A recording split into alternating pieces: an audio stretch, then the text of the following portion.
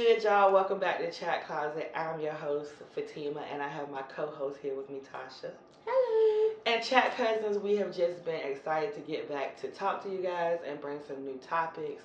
So today we're going to talk about something that we both heard on The Breakfast Club, which is a really good show. Most of y'all know about The Breakfast Club. They come on most radio stations, especially down here on the East Coast. And something that Charlamagne the God was talking about was that Keisha Kayor brought up that Gucci Man doesn't have to do anything. She does the cooking. I'm pretty sure she'll do the cleaning because they got money, so I'm pretty sure somebody clean.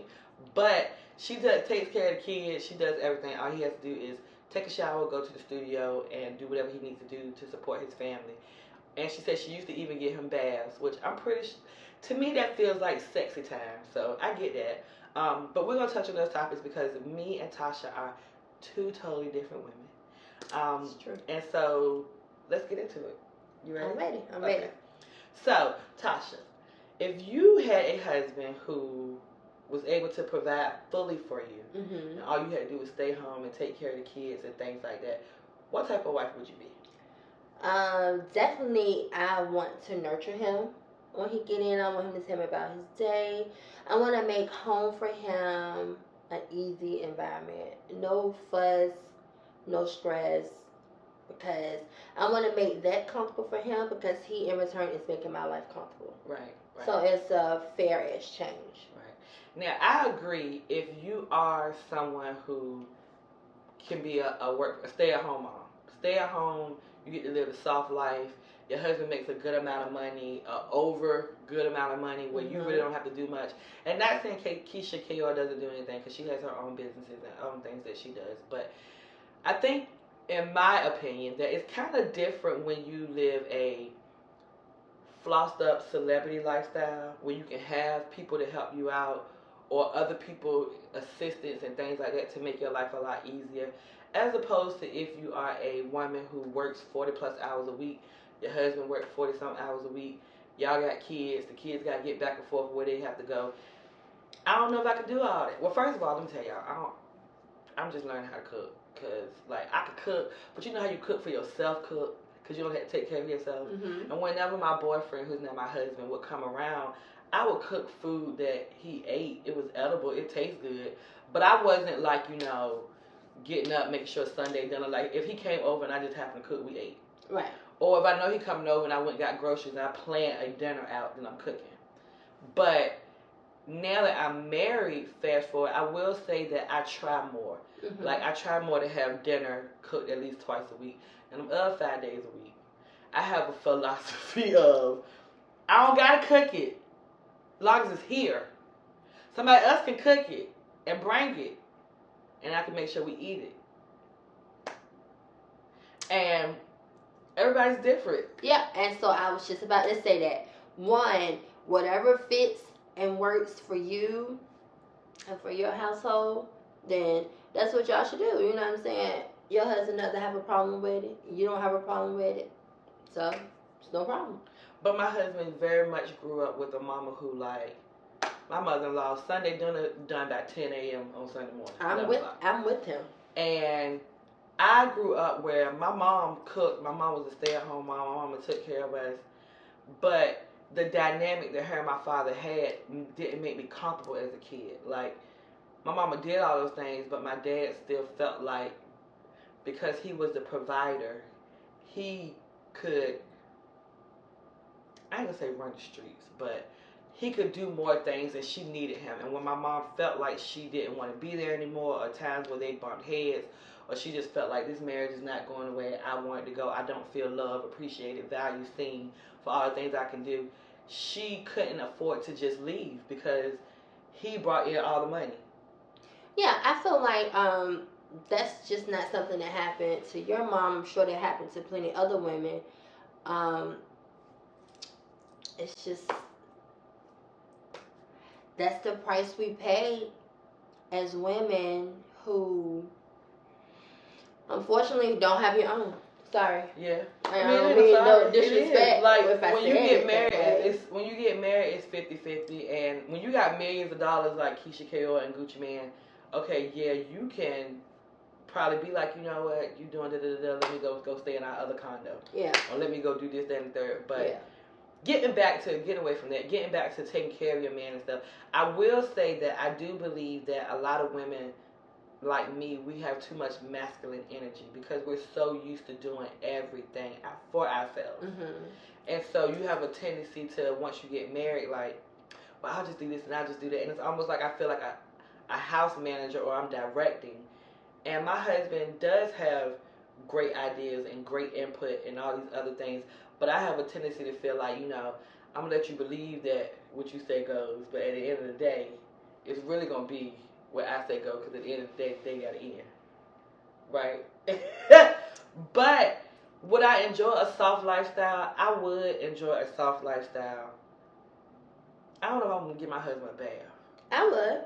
See, I ain't that girl. I would. But let's see, we got to be very realistic when we're speaking about giving someone a bath. Like, I don't imagine that, okay, let's imagine he's like there in this big, the tubs that got the claw.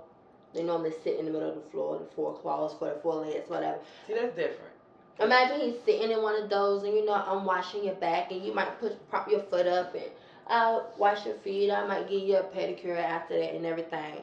But I feel like before you get out, I'm going to excuse myself for a moment, and I'm going to let you clean your very private areas. I'm not going inside your butt crack. I'm going to let you take care of that. And when you step out and you walk into the bedroom, then maybe I'll have a towel sitting on the bed for you. Sit down, I'll dry you off, I'll put some oil on you. I mean, I don't think that she in there with no Q-tip cleaning the crevices.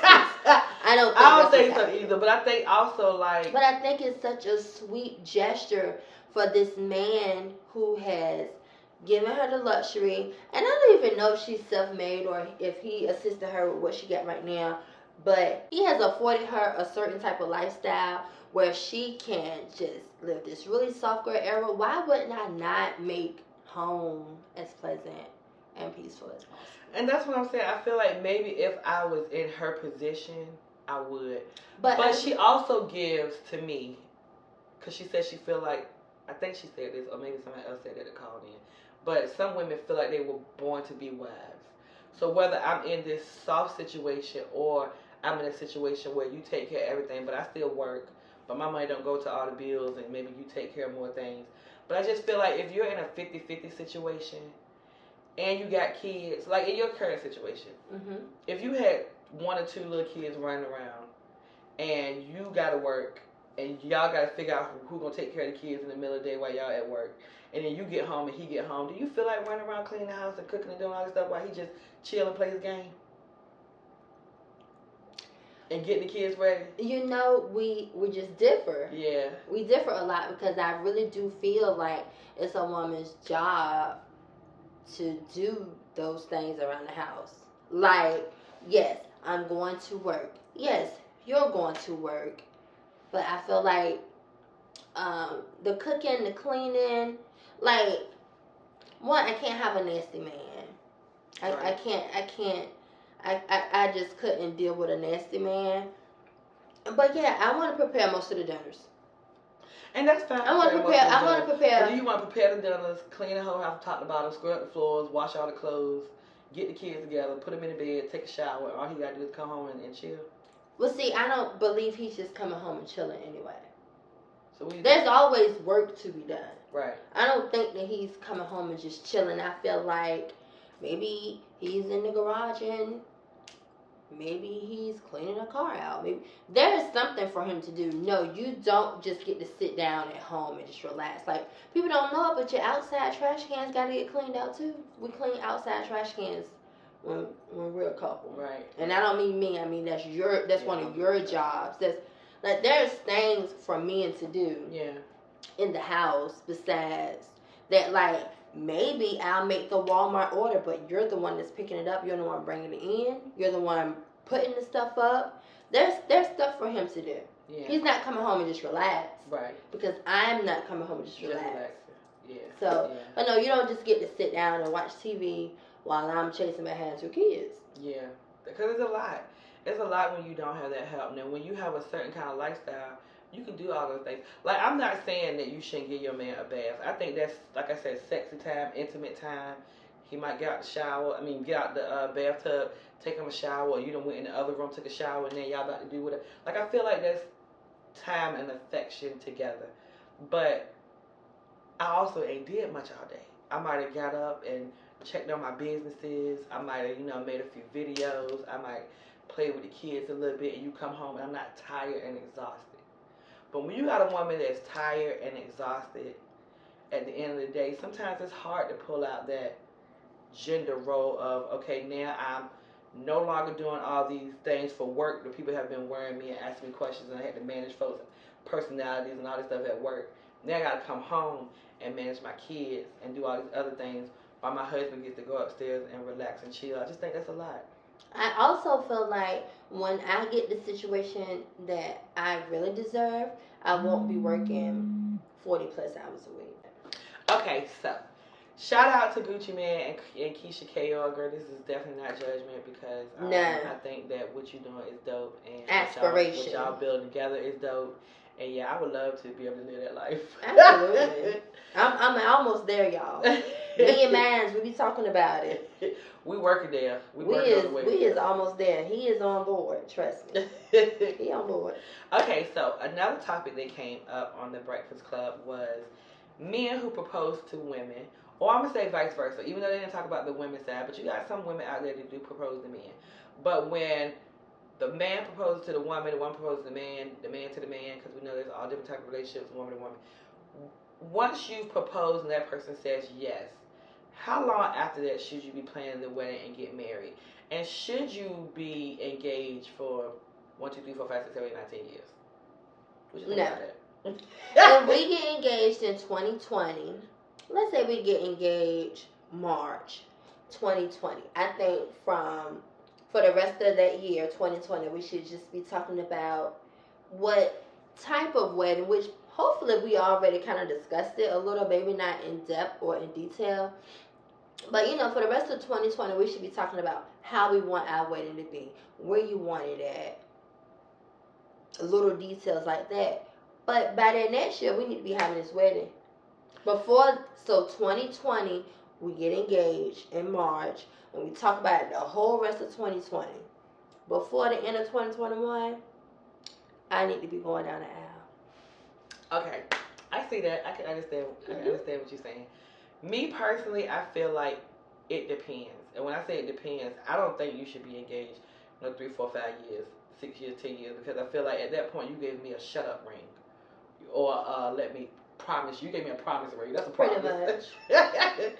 But I do feel like, hey, let's say in March of 2020 you propose to me, and we want a certain kind of wedding, and nobody's helping us pay for it. That whole dream where the daddy or the bride help pay and all this other stuff don't necessarily always happen. Like, I didn't have a father to help pay for my wedding, but luckily I have a wonderful family on both sides. My husband's family, my family, everybody kind of pitched in. But him and I paid the bulk, like putting the deposit down on the venue, paying the rest of the money for the venue. I feel like the venue was like $1,800 or $2,200, something like that. But paying for all that stuff. Now, you got some people who, like, I remember me and my homegirl was talking, who take loans out. I'm not taking a loan out and going in debt to get married. Some people don't have no problem with that. Maybe they don't have no debt, so they like, we can take on some debt. But if you want a certain kind of wedding, you may not be able to do it by the next year. It may take 2 years. But like you said, I feel like you should be in the planning process. Yeah. Don't propose to me. And every time I say, well, you want to think about a date? You want to? I just proposed. Huh? What? That's a promise. So you making me a promise. Okay. All right. Well, I promise I'm going to sit here for a little bit. But I also promise I'm not going to sit here for the rest of my life waiting on your promises. Yeah. I mean, I guess it's just about what you want or whatever. I really want to get married like early in the morning on the beach or in someone's backyard or like... Girl, the beach ain't even cheap no more. You used to get married on the beach cheap, but if you want to set up with some tables and some vendors... I can set my own stuff up. I don't need no vendors. All I need is 20 chairs on this side and 20 chairs on this side. Roll a little carpet out. I'm going to walk on down That's it. You must go do that real quick before the people in I the city get out very, there. very early in the morning. I don't need a lot. I don't need a lot. And even Yeah. though my man gonna have a lot of money and have a lot of money right now, not a lot. He got enough. I don't need all that. Yeah. Are you here to see me, or are you coming here to look around and enjoy the festivities? No, Yeah. that's not what we're doing. Yeah. So I just feel like it just depends. I feel like it depends on the kind of wedding you want, and I feel like you should start. Now, I've also had female friends who the man proposed and they said yes, but then all of a sudden they weren't ready to get married. Who's they? The man or the woman? The woman. So then the man stuck around for a little while, but then he was like, okay, we're gonna do this, so what we gonna do? And I think it was the nervousness, not because the man wasn't a good man and they didn't want to marry them. For some women, it's taken away independence. Especially when you get older. Like when you're younger, I think maybe it's something that you just like. But when you've lived on your own, taken care of yourself, done things a certain way, and you get into your 30s and your 40s, sometimes you've been so comfortable just being you, you start to get nervous on what it truly means to be a wife and what expectations are going to be put on me once I become a wife. But you also don't want to lose a good person because, male or female, if someone decides to propose to you, then you're someone they see they want to spend the rest of their life with and build a life with. If I wait 10 years for you to decide to marry me, I done wasted 10 years of life. Right. And then what happens when I done waited them 10 years and you decide, you know what, I don't think I really want to get married no more. Right? Yeah, not gonna happen. But one thing I have also realized is that marriage ain't for everybody. There are people who have been together 20, 30 years, got kids. And these are conversations that need to happen early on in relationships. Like, the point in my life where I'm at now, no, I'm not trying to be no one's girlfriend for 4 or 5 years. Sorry. But is it because being married gives you what you feel like is a safety net? Being married, well, I don't know if I would describe it as a safety net, because I don't perhaps need a safety net. But it's just something I want. Because honestly, as someone who's married now, when people say there's no difference but the paperwork, that's not true. Because like once you marry, it should be that unless you're abusing me or doing something that is just disrespectful, scamming me, whatever, we're locked in.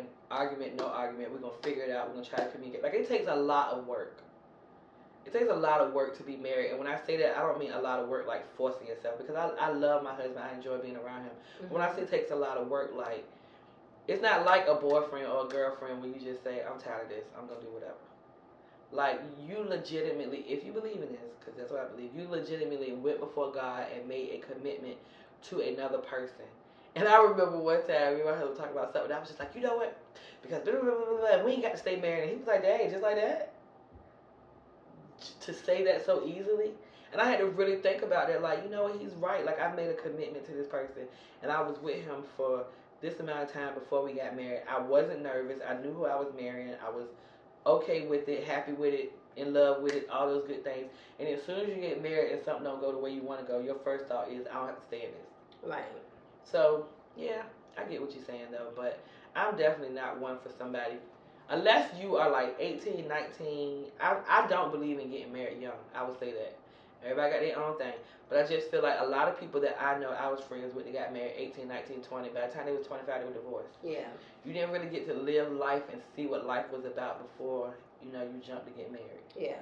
Yeah. Okay, y'all. Well, those are the two things that we were going to touch on today. So if you want to talk about anything or you got any topics you want us to talk about, drop a comment, like our video. Let us know how you feel about getting married. Like, are you going to stay engaged for 5, 10, 20 years? Right. Are you going to wash your woman butt crack? Or give your man a bath or take care of your man? And if so, is it because of the lifestyle that you're giving, or is it just because you feel like I want to be a wife, or I want to be a husband, or these are things that I believe a wife or a husband does?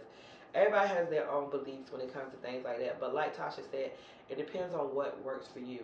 I do not believe in societal norms. I believe in if my life is good and my husband is happy and my children are happy, my life does not have to mirror anybody else's. I like that. Me too. All right, y'all. So we'll catch y'all next time. See Bye. ya.